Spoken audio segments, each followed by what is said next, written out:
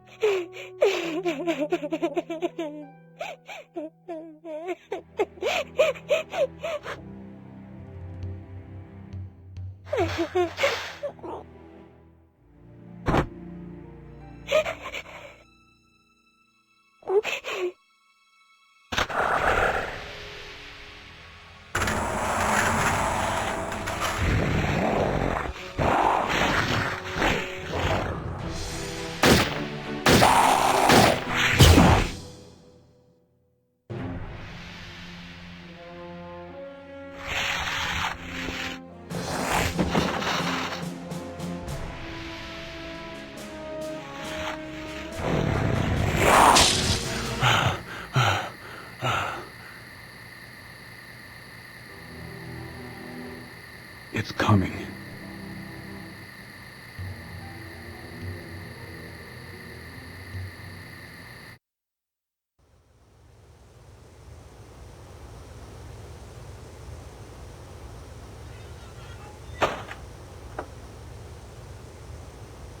Josh?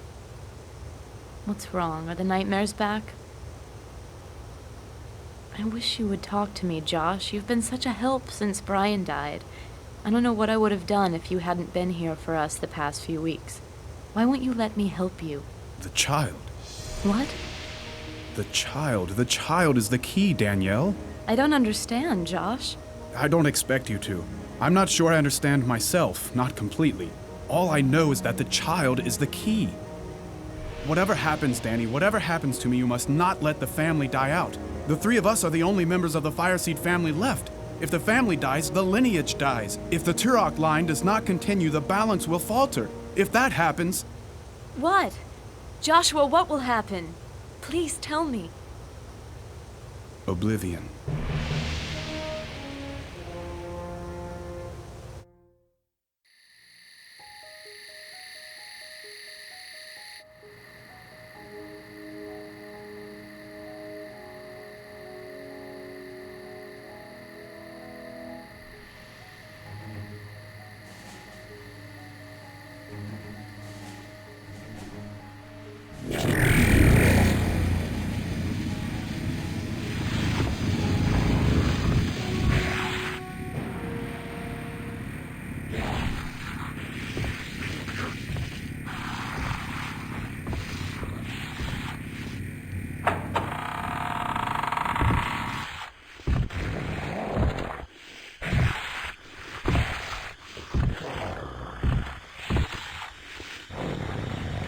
You're too loud.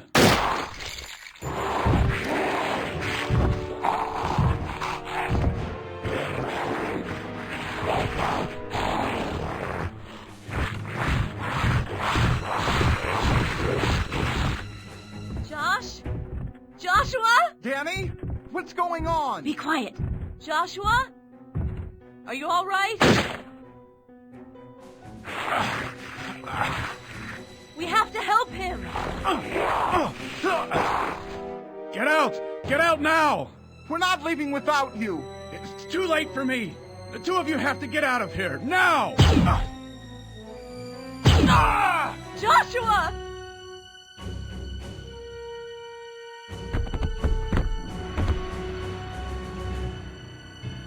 Oh, Josh! No! Get out! Get away from here. We can't leave you here! Not much choice, little brother. Go on. We love you, Josh. Come on, sis! Let's go!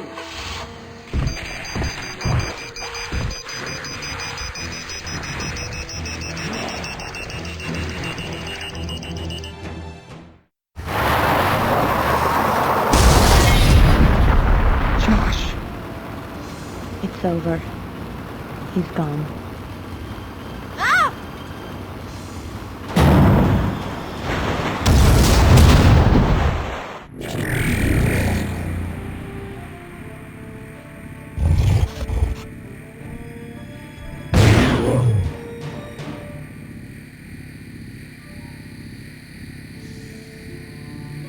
come with me.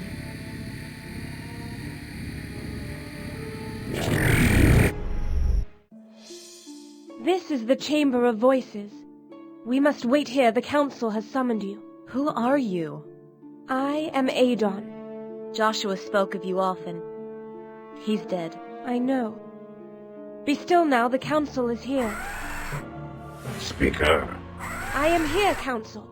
Your companions are strangers to us.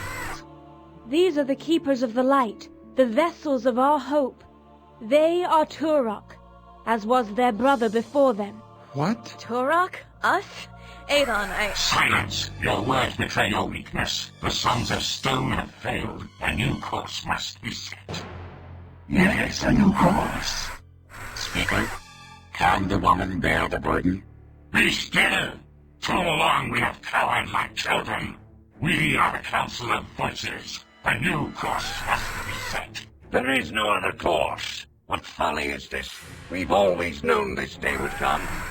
Speaker, can the woman bear the burden? I do not know, council. And the boy? Let them choose. If the burden proves too heavy, all is already lost. Adon, I don't understand any of this. What burden? What choice? None of this makes any sense. One of you must take up the mantle. One of you must become the Son of Stone. One of you must become Turok. The death of your brother leaves us no choice. Only Turok may take up the burden. Only Turok may wield the light. You must choose.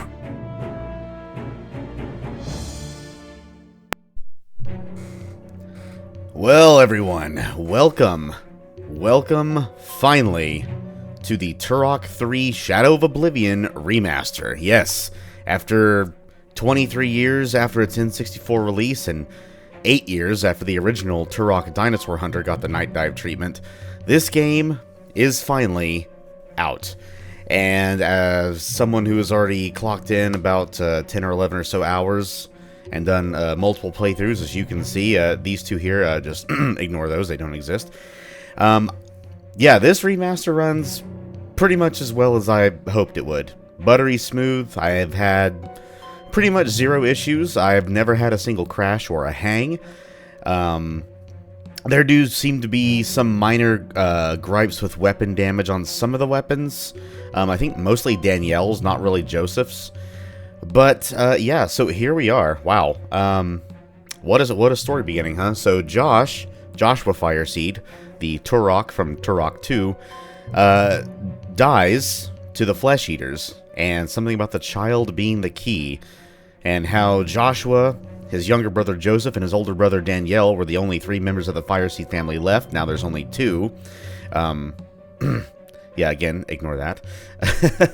And how they must not let the family die out, for if they do, Oblivion. Now, Oblivion is the interdimensional kind of galactic enemy that is the mortal enemy of the Turok lineage, and it is the Turok lineage's duties, basically, to either keep Oblivion away from conquering Earth, or, you know, their galaxy or universe, however far-reaching he might be, and if need be, destroy him.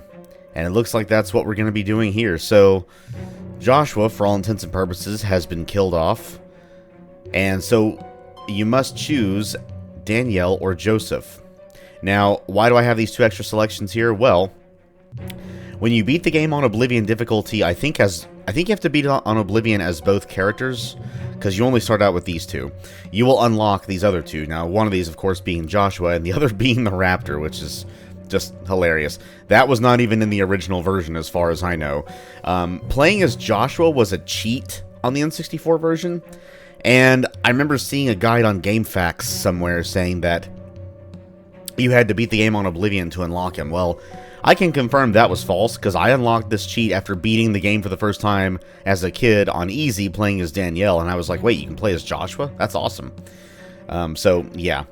So, let's go ahead and get into the characters themselves. Now, since these are the secret characters, I'll go ahead and just read their bios first for funsies. And this is going to be on Oblivion difficulty. So I think I can confirm that in the load game screen. It should say the difficulty we're playing on. But anyway, let's go ahead and read, shall we? So first off is the first of 2 secret characters along with Joshua Fireseed, the Raptor. Age, 75 million. Height, 6 feet 8 inches. Woo, big girl. Weight, 200 pounds. Dinosaur go brrrr. Genetically enhanced to wield a small but deadly variety of weaponry, the Raptor is a lightning-fast, unstoppable force of primal rage. Is she now? Joshua Fireseed, age 24, height 6 feet 2 inches, weight 185 pounds. Joshua is the existing keeper of the Turok legend. 2 years after defeating the Primogen and saving the Lost Land, Joshua has begun having terrifying nightmares about Oblivion and the child.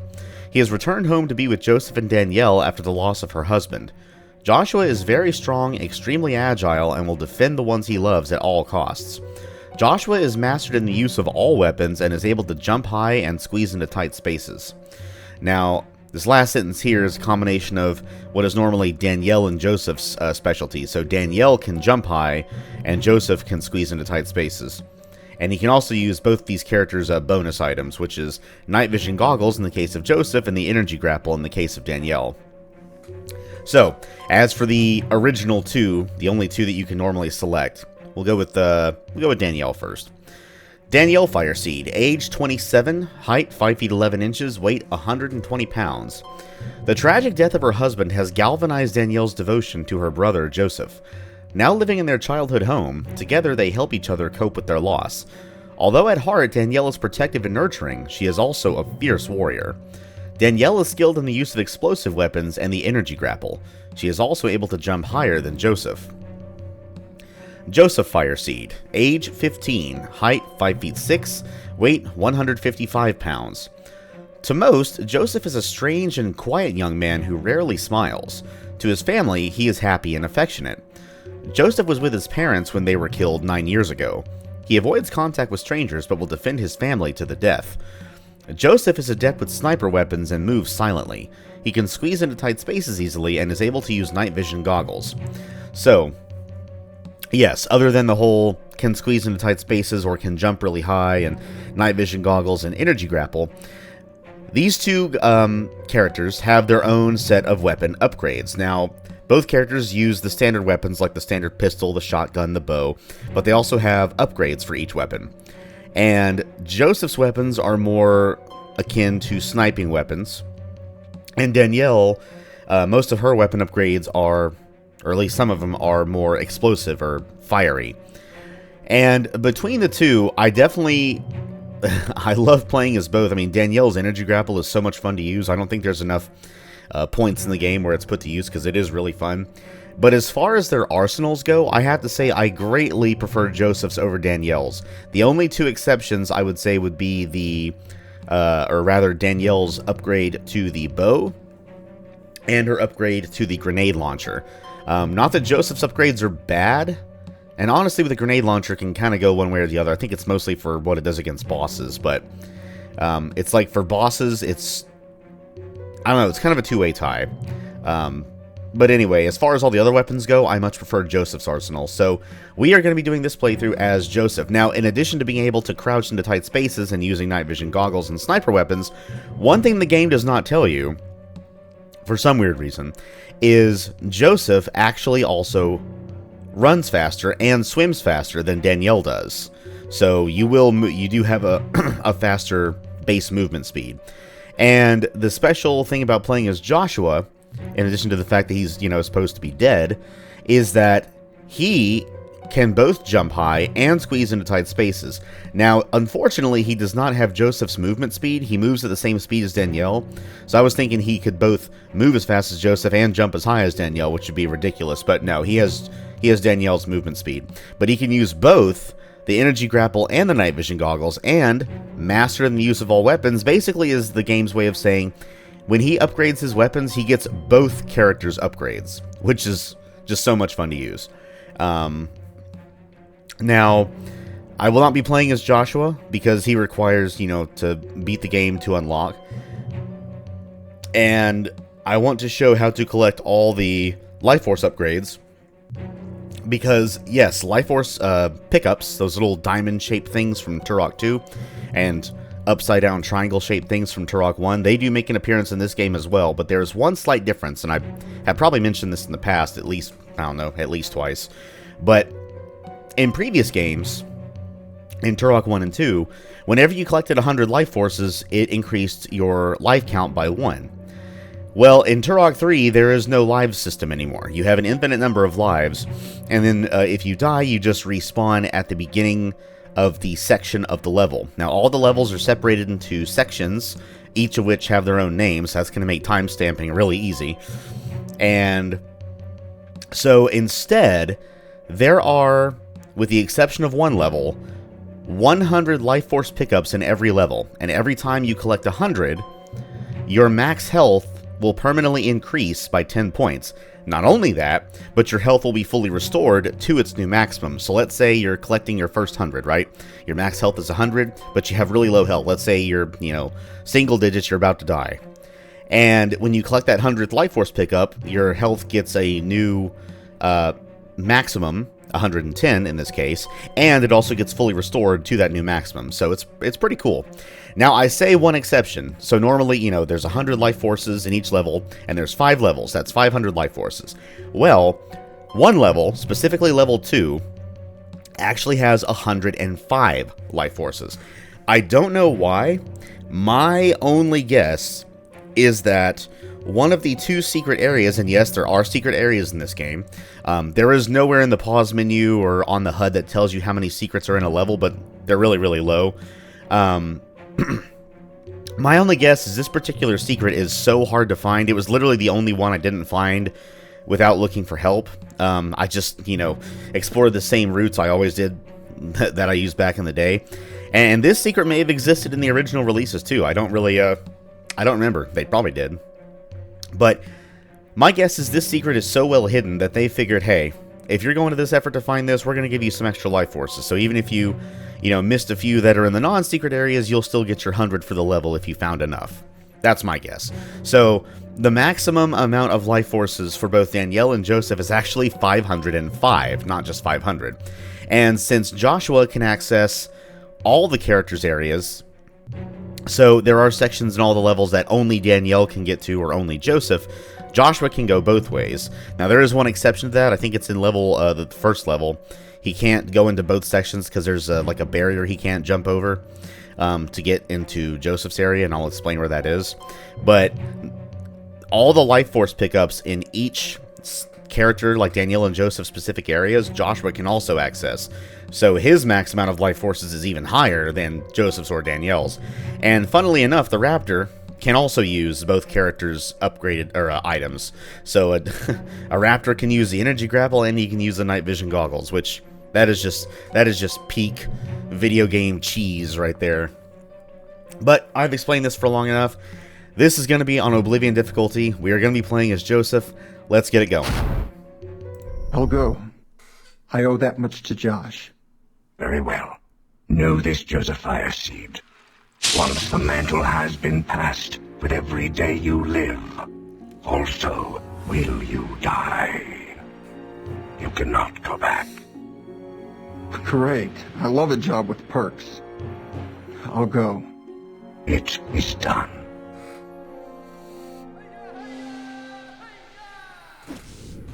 And man, I love the facial animations that Night Dive gave to these characters, because I'm pretty sure in the original, Joseph never rolled his eyes in that dialogue. He just kind of closed his eyes.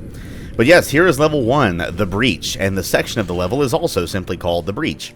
And let me see if I can, is there a load game option from, within the game? I don't think there is. Those are just cheats you unlock. Status. Okay, here it is. Difficulty Oblivion. There we go. See? Proof. And what is this right here? Well, in similar vein to previous Turok games, there is an ultimate weapon that you must collect parts of. And this is this game's ultimate weapon. And I'll explain what that is when we find the first part. But for now, let us get going. This is going to be Oblivion difficulty, finding all the life forces and all the secrets.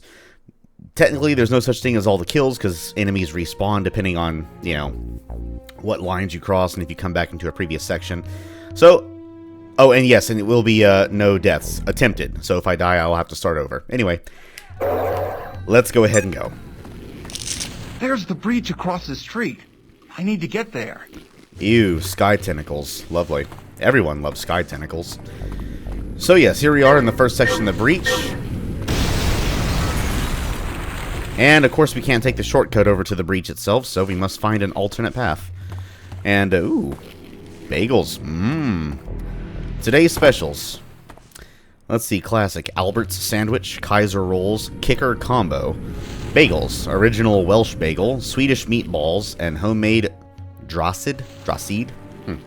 Drinks, Larry's secret recipe, behemoth protein smoothie, and fresh orange juice. Dessert, Nanaimo bars, banana split, and Perril's peachy porridge. Hey, Perril! I think they just put some of the developers, because Kaiser's definitely, you know, Kaiser, Samuel Villarreal, who made the engine. This is running in the Kex engine, by the way. As a matter of fact, I think it's actually an upgraded version of the Kex engine. Don't fall down here, because you will die. So we must actually head out through the elevator. And look at these dynamic shadows. Oh, Jesus, will you look at those dynamic shadows? Even your character has a shadow. That's one thing I will give the Kex engine. Man, its lighting is awesome. But oh boy, looks like the Earth has already gone to hell in a handbasket. Unexpected help, yeah, I'll say. It is time for Turok to save the day once again. Hey, what up, police? Hey, nice hover car. Nice, mech. Yeah, there's some stuff definitely going on here. Are you supposed to be the Turok 3 version of Ed 209? Anyway, let us climb up this mesh here. This metal mesh.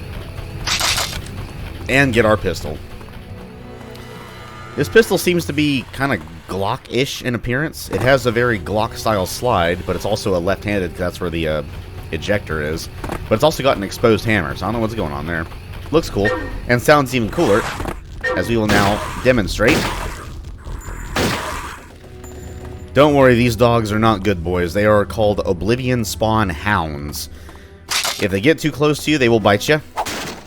And they can attack you from a distance by vomiting acid at you, which really, really hurts, by the way.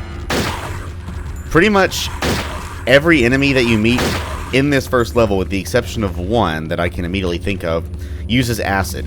And the way acid attacks works in this game, oh, it can really do some damage if you're not careful. Basically, when the acid hits the wall or floor or any surface, it splashes, and little, like, acid globules will pop up, which can also hurt you. So, if an acid attack hits you, just normally, if you're heading towards them, then it does, you know, varying amounts of damage. But if it hits you when your back's against the wall, you take damage from the projectile as well as the globules that splash up. And let me tell you, especially on this difficulty, hell, even on easy, that acid will absolutely tear your ass up. So, kindly do not let it. Anyway, let's see if this old man here can help us.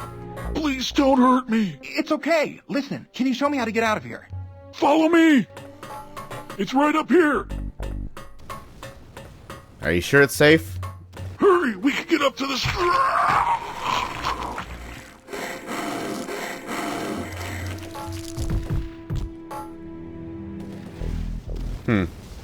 You know what? Yeah, it's safe. Alright, city streets. Ooh, I always love these environments.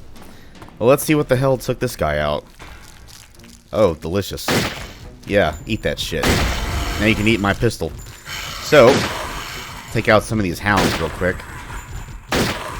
And then I will describe what that enemy was. So that enemy, this spider demon abomination thing that now has no head, that is called a strider. And that's strider with a Y, not with an I. They, excuse me, just like the Oblivion spawn hounds, throw acid from a distance and will just melee you up close.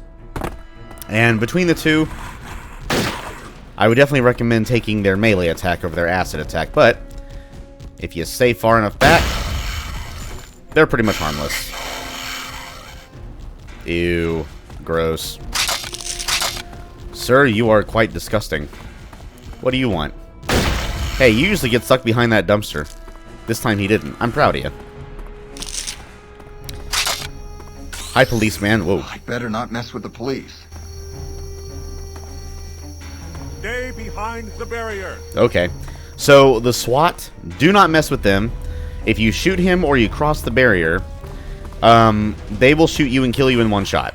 Also, if they see an enemy monster, they will go for the enemy immediately, and you can and will be killed in the crossfire if you're not careful.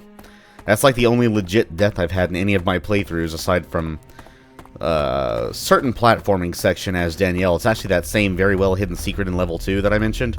Deadly force has been authorized. Yeah, I'm sure it has. Shut up. Anyway, let's get out of here. Yeah, that hidden secret in level 2 as Danielle requires a little bit of platforming, and the platforming to get to the secret is not so bad, but the platforming to get back out of it can be a little dodgy. But that won't be happening with us because we're playing as Joseph, so...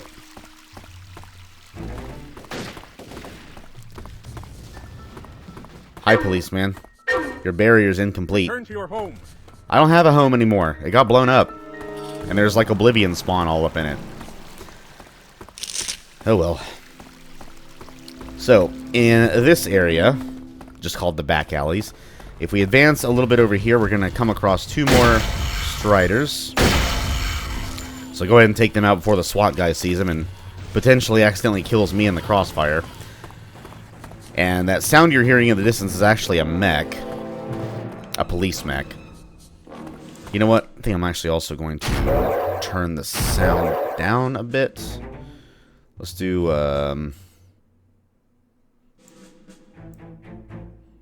35 should be good. Yeah, that'll work. I don't have the gain on my desktop audio and OBS turned down any. It's not at -5 dB anymore. It's just the standard 0 dB. And you, sir, can go away. And you as well, sir. Whoa, jeez. Yeah, you see that? Also, for whatever reason, those acid throws are really hard to effectively dodge. I think it has something to do with distance and angle, but I'm thoroughly convinced at this point there is no reliable way to actually fully dodge it. It's just luck. But when you do see them throwing that acid, either kill them quickly or get the hell up away from whatever wall you might be up against. As I will now fully demonstrate in this next area. Oh look, a police mech. Hey Mr. Mech, are you friendly? Alright, fine. By the way, this looks very Half-Life 4, does it not? The back alley with the Strider at the very end of it. Anyway, in these doors, be careful, because there's an Oblivion spawn hound, and then there's 2 more over here.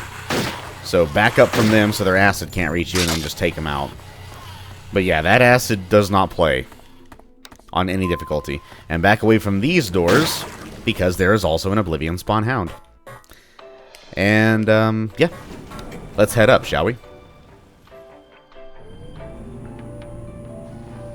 I like the elevator music. I believe that track is called The Girl from Galliana. Rooftop Journey. Oh, goody. Get some more life forces and quickly jump over this gap. Because we're about to be, or we're about to see a cutscene.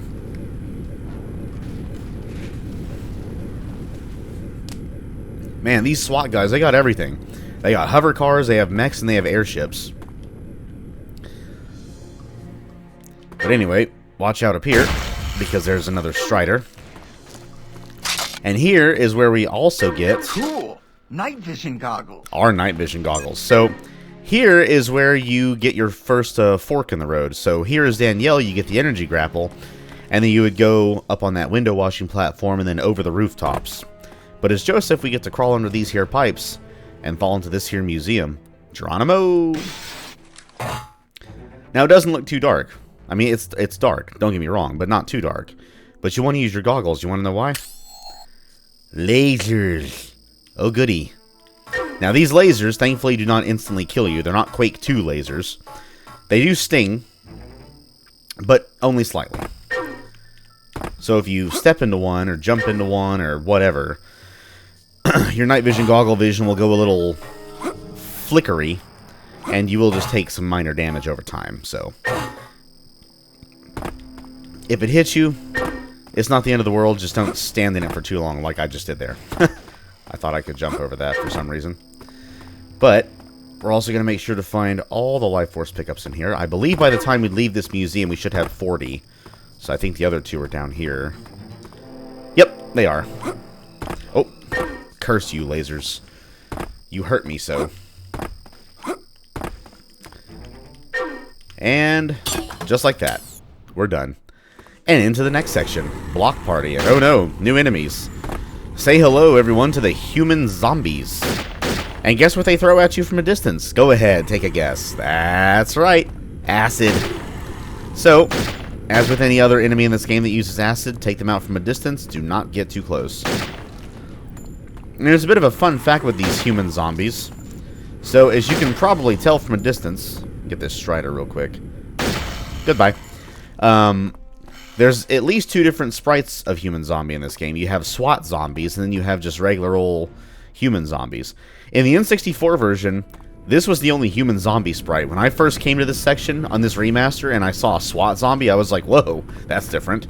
So, yeah, just something, nice little interesting addition there. Ooh, a travel.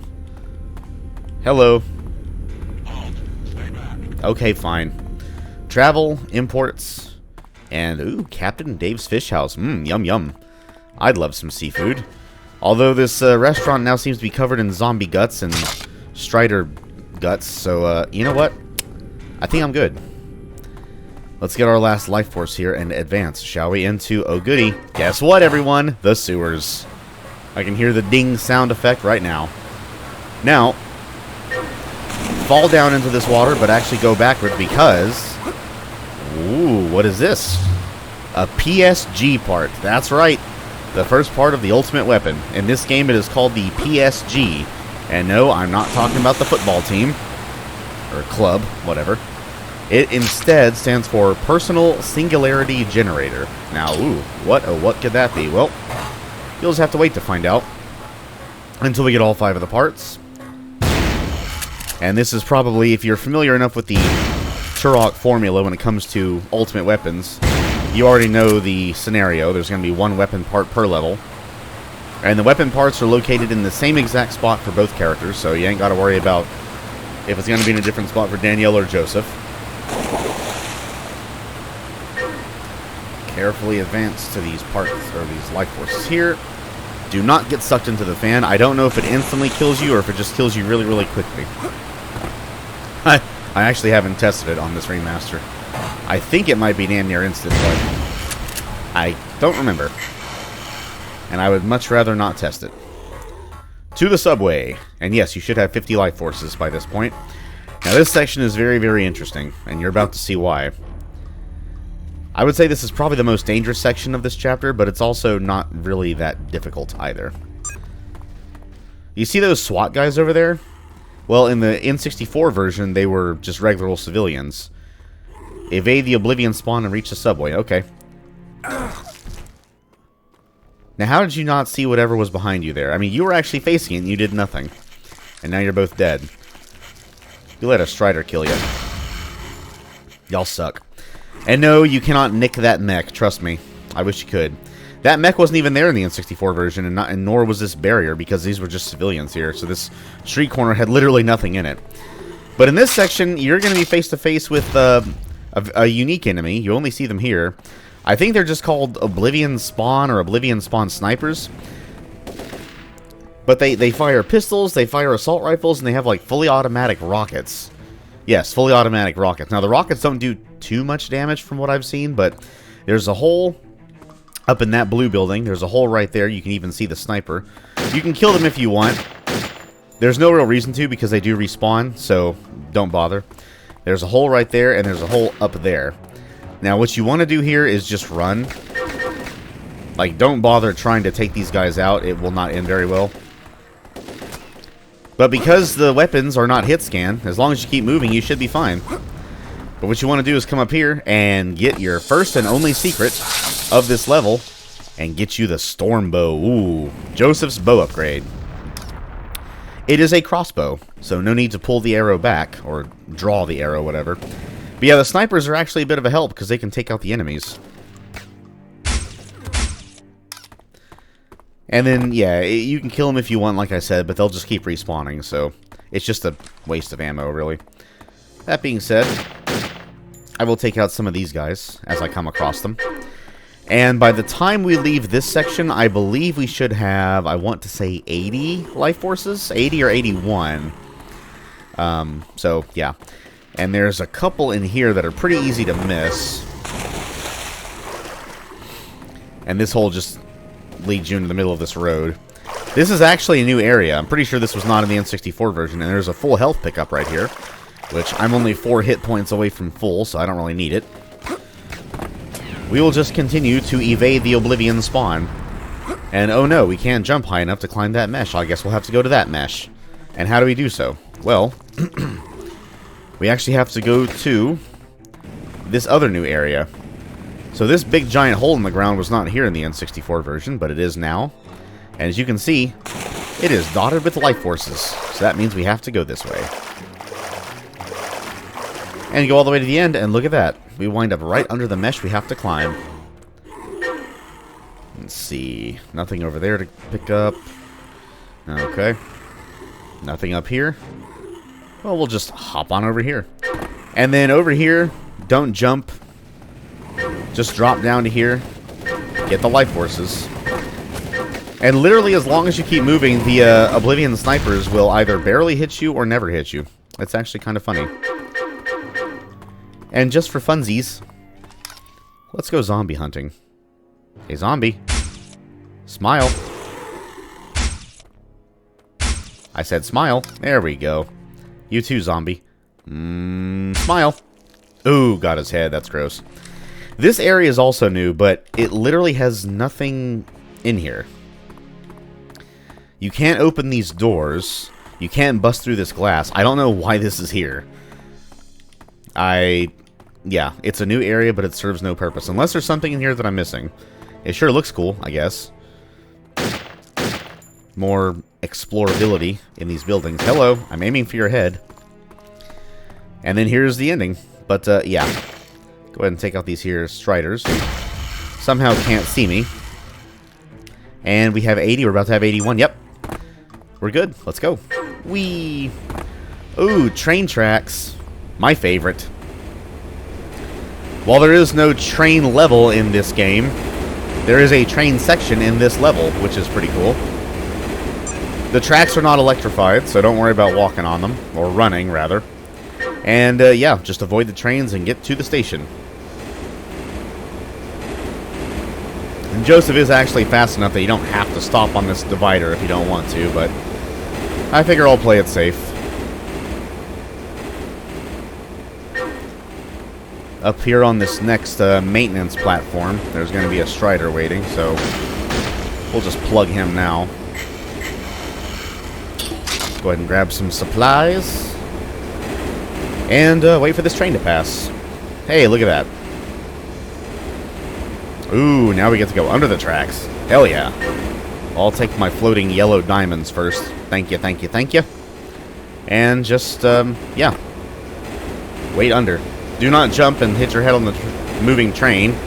That would not end very well for you. And we should have 95 life forces by the time we're done here, and we will. Awesome.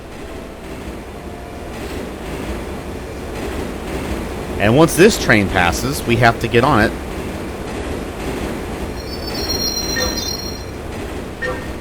Oh boy, train section. Let's get our boomstick out, shall we? Train ride.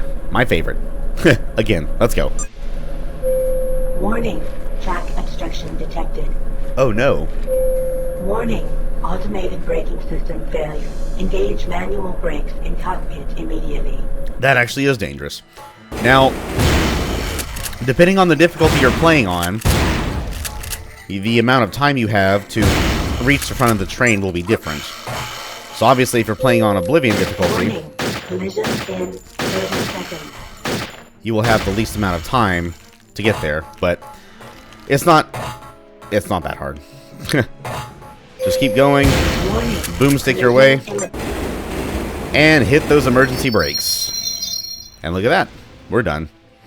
And I even had shitty accuracy against that one Strider too, because I was trying to talk and shoot at the same time. Alright. Well, I guess this is the station, or something close enough to a station. We must be getting close to the end. Oh, hello, Livewire. I don't want to touch you. I don't want a shocking hug. But ooh. I think we made it to the breach. And watch out for the Striders, everybody. Oh, yes. I think they've buffed the shotgun because, my goodness, this shotgun is freaking dangerous. Dare I say, it might even be my favorite shotgun in Turok trilogy. Hey, Strider.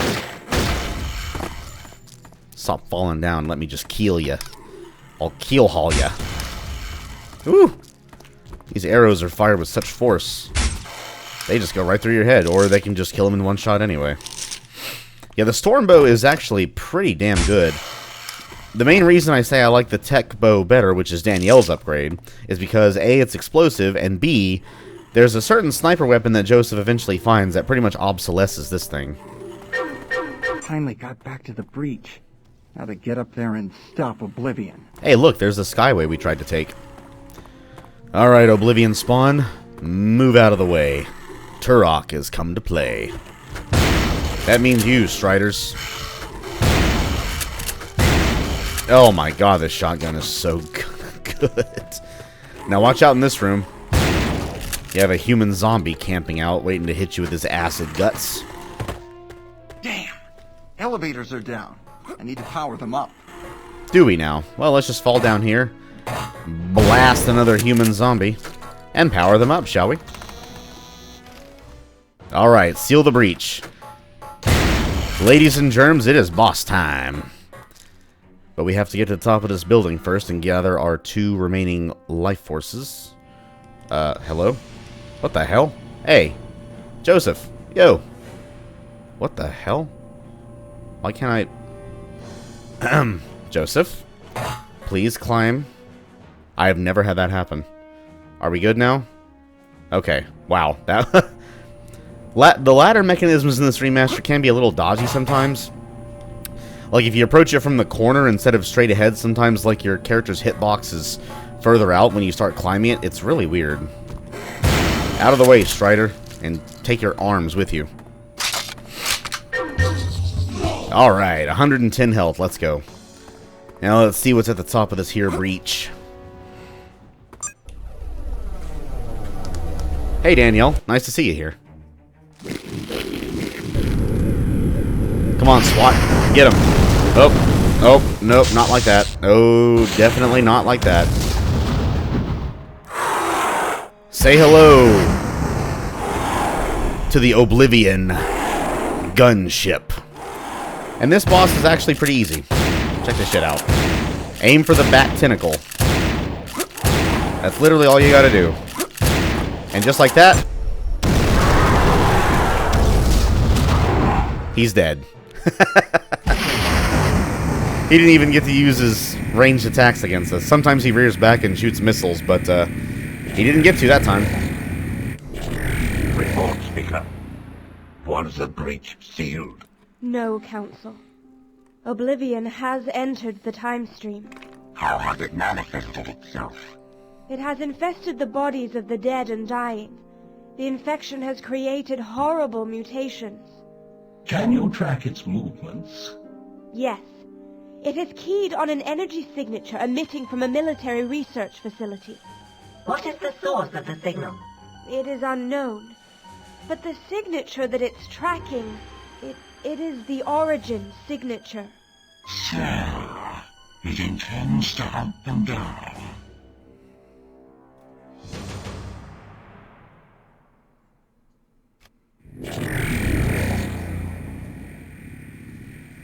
Ooh, how very Half-Life. Military base. Joseph! Jeez, Danny, you almost gave me a heart attack. I'm sorry. I guess we've each got reason to be a little jumpy. Where's Adon? Where the hell are we? I don't know. Well, there's got to be a reason why we're here. Let's check it out. You ready? Ready as I'll ever be.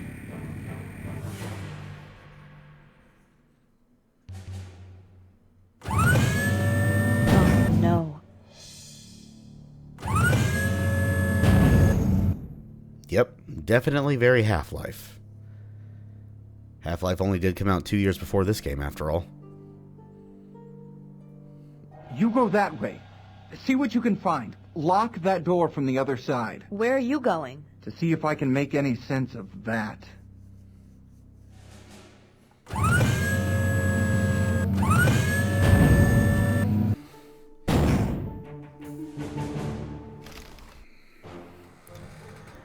And here we are in Chapter 2, the military base. Now, normally I would end things right here, and because as soon as you enter a new level, usually you get an autosave. You know that little Oblivion insignia that you occasionally see rotating at the top right of your screen? That means an autosave, because this game does not have manual saves. But for some reason, and this is the only level where this is the case, when you start this level, you do not get an autosave. So if you quit the game now, you have to replay the last section of the previous chapter again, Seal the Breach. So I will actually go ahead and play the first section of this level, and I'll probably just splice it in with the second video. I don't know. It's strange. But yeah, so let's just go ahead and do the intro section for this level, shall we? Now, I'll go ahead and say the enemies we're about to encounter here are one of the hardest in the game. But there's a very easy strategy for them. Say hello to the military guard. They use assault rifles and pistols, and they occasionally also throw grenades. Their guns do a lot of damage. But if you keep sidestepping and you're not too close to them, because their weapons are not hit scanned, thank God, they will not hit you. And also, when you shoot them, Stop right there! You want to go for the legs, because their heads are armored. So unless you're using, in Joseph's case, the storm bow, you're not going to get them in one shot. Also, what up, Shodan? Yeah, I see you in there. I don't think you can sneak your way past me. I already destroyed your ass. But anyway, yeah. So, I don't know why there's no autosave when you start this level. It's really weird. Literally every other level does. I know 3 and 4 do for sure. 5, I haven't really checked the top right of the screen to see that little rotating insignia, but I assume it's there too. But yeah, so we'll just play this first section. I will probably splice it in the beginning of the next video, and we will just go from there, I guess. Or I guess, well, you know, I could also select the restart chapter option and play from the beginning. I don't know. Maybe I could have already ended things. This is kind of an awkward situation now. I don't know. Anyway, get your new assault rifle. We should have 7 life forces, and we do. So we can go ahead and go to the next section, where we will finally get an autosave. But anyway, let's get that damn autosave. Ooh, right at a section called Corridors of Pain. Well, that will be officially it for the first video. That is Level 1, or Chapter 1, rather, of Turok 3 Remastered, The Breach. And yes, so I'll get the 500,000-pound elephant in the room out of the way immediately. I must be incredibly strong to do so. But this game has finally been remastered. For the longest time, several people, including myself, thought that would never be the case, because this game never got a PC release back in the day. It was only in 64. There was a Game Boy, I think, Color version too, but it was completely different. So, because this game, unlike the previous 2 Turok games, which had PC releases, because this one did not, you know, the whole thing basically had to be reverse engineered from the ground up. There were some things they had to work with, some source material. I think that DevCart data dump that Modern Vintage Gamer did on his YouTube channel a few years back, I think that may have helped. But everything else, I mean, they had to reverse engineer all of it. So the fact that this is even out at all is a miracle enough. And the fact that it runs and performs as well as it does with only very minor things here and there is frankly insane. On the date of recording this, December 8th, I believe it is, or 9th? 9th. The Kingpin Reloaded came out, which is the Kingpin remaster. But it was released by a different dev, and oh boy, that did not get treated the way it should have. I'll just leave it at that. But yeah, so that was level 1 and the first section of level 2. Like I said, I'll probably try to splice this at the end of the video. or at the beginning of the next video, or I'll just play the first section over again, which means this whole intro is going to be a little weird. But, oh, yeah, because so if you go to quit, you can either say restart level or restart chapter. But get this, the two options are actually the opposite of each other. Selecting restart level restarts the current section of the level, and saying restart chapter restarts the entire level. I found that out the hard way the first time. Naturally, I assume chapter means, you know, the section. Of course, in the N64 version, I think it was restart section and restart level. So a level is now, like, the chapter is the entire level, and the level is the section of the chapter. I don't know. So for the next video, I might just, like, I might just say restart chapter and play the first section over again. I don't know. It's weird. There's no autosave at the beginning of this map. I have no idea why. There just isn't. A patch should come out to fix that. I'm sure it's been brought up, but if not, I might just go to the Steam forums and bring it up myself. But, long story short, Turok 3 Remastered is finally out. That was Chapter 1, The Breach, everyone. Hope you all enjoyed it. Hope everyone has an amazing rest of their day or night. I am signing off for now, and I will see you all next time for Chapter 2, The Military Base. Ooh, how very deliciously Half-Life. So yes, we are approaching, well, we're inside a military base, and the Fireseed siblings saw an image of a child drawn in blood on the walls. Very creepy, very ominous too. So we're looking to find some sense of whatever that means. And I suspect that's exactly what we shall be finding, or at least work our way towards finding, in the next video. So until then, everybody, I will see you all next time. Have a wonderful day, and bye-bye.